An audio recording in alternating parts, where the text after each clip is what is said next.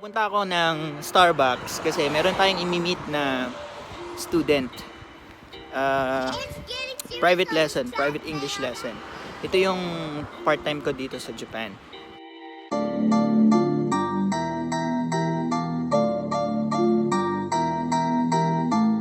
Samahan niyo ako. Kung interesado ka, stay tuned ka lang.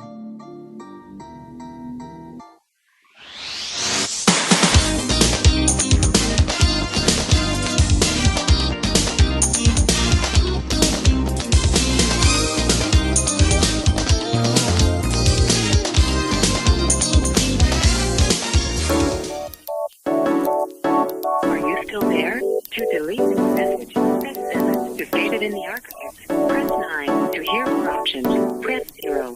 What are you talking about? Yan siya, clickers. Print na siya. Tingnan natin kung maganda yung print niya. Tapos na, ang bilis, di ba? Alright, clickers. So, tapos ko lang mag-print ng material natin for the private English lessons. So, pupunta na tayo sa Starbucks ngayon.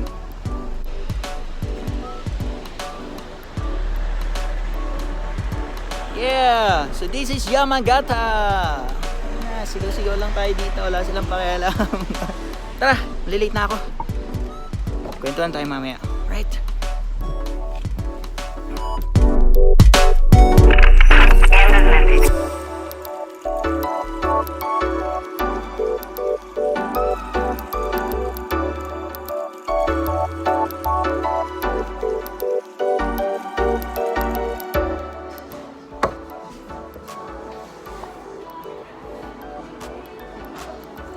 Hey, clickers.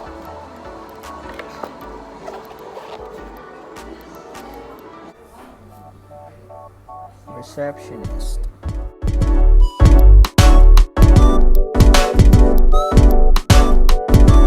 A few moments later. Hey! Hey, clickers. So, yun. Katatapos lang ng part-time job ko. Ng tutorial. Gusto ko yung kwentuhan tungkol dito sa part-time job para naman magkaroon kayo ng idea kung ano bang meron ng part-time job dito sa Japan. Alright, so umpisa na natin. I-share ko sa inyo yung mga bagay na tulad ng una, ano bang work ko dito sa Japan? Pangalawa, anong mga part-time job ang pwedeng pasukin ng isang tulad ko dito sa Japan? Pangatlo, magkano ang na-earn ko from my part-time jobs? Yun, ayos na yung tatlo. Okay, unahin natin yung work ko. Okay. I've been here in Japan for 1 year, 1.5 years actually. I am an English teacher, assistant language teacher, or English teacher to make things easier to understand. In short, ang naka-indicate sa visa ko is Instructor Visa. Kung Instructor Visa ka, ang pwede mo lang pasukin na trabaho is yung mga trabaho na related sa teaching, okay? Wag kang papasok sa mga trabaho na hindi related sa teaching like waiter, cleaner, okay? Alam ko na marami sa atin na ang gustong-gustong nagpa-part-time job kasi malaki nga ang income dito. Pero hindi safe, okay? Kung gusto mo ng peace of mind at saka kung gusto mo magstay ng matagal dito sa Japan o kung nasan ka man, na kung ano yung nandun sa visa mo, yun lang dapat yung papasokin mong part-time job, alright?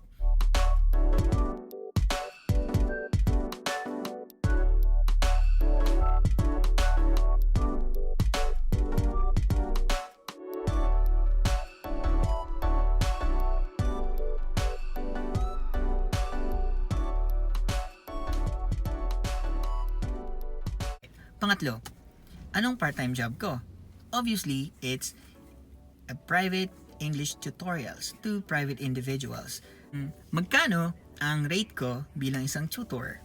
Okay, pag nag-search ka sa internet, ang makikita mong normal na parang suggested tutorial rate for English teachers or for English tutorials here in Japan is amounting from 3,000 yen up to 5,000 yen. That is more or less 1,500 pesos up to 2,500 pesos per hour. Ang laki, di ba? Napakaganda ng opportunity ng tutorial dito sa Japan. Ilan ang tinututoran ko? Unang naging student ko na babae. Okay? I was charging her 2,500 every hour. Every time na magkaroon kami ng lesson. Okay? So, for 1 hour, it's 2,500 yen. So, nagmi-meet kami noon once a week. So, more or less 3 to 4 times a month. Depende sa availability niya. Okay, that's it. Another, right now, sa ngayon, meron akong student na company manager, but I am charging him, he is a middle-aged man, I am charging him 2,000 yen. Okay, for 1 hour. Nagmi-meet kami, usually twice a month. Tapos, meron akong clients or students na 4 ophthalmologists. So, ang rate ko sa kanila is 5,000 yen.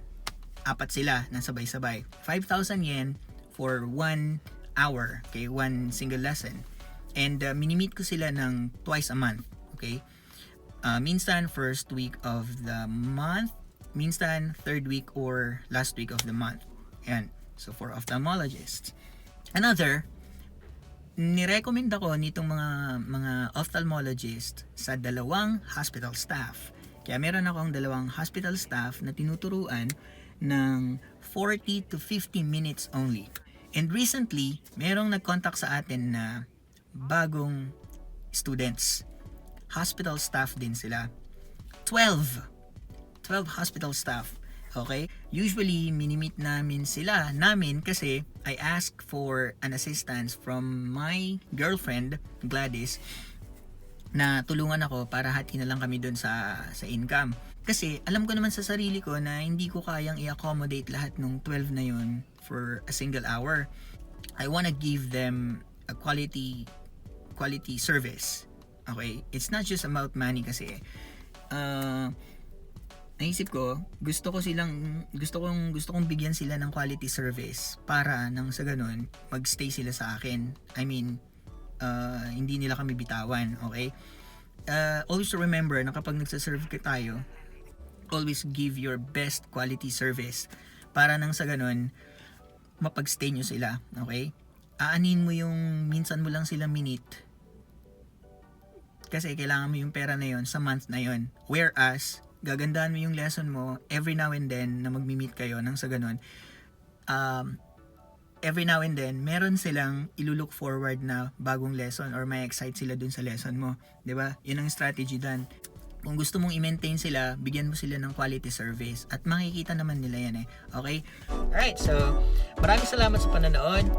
Kung bago ka lang po dito sa channel ko, mag-subscribe ka na po.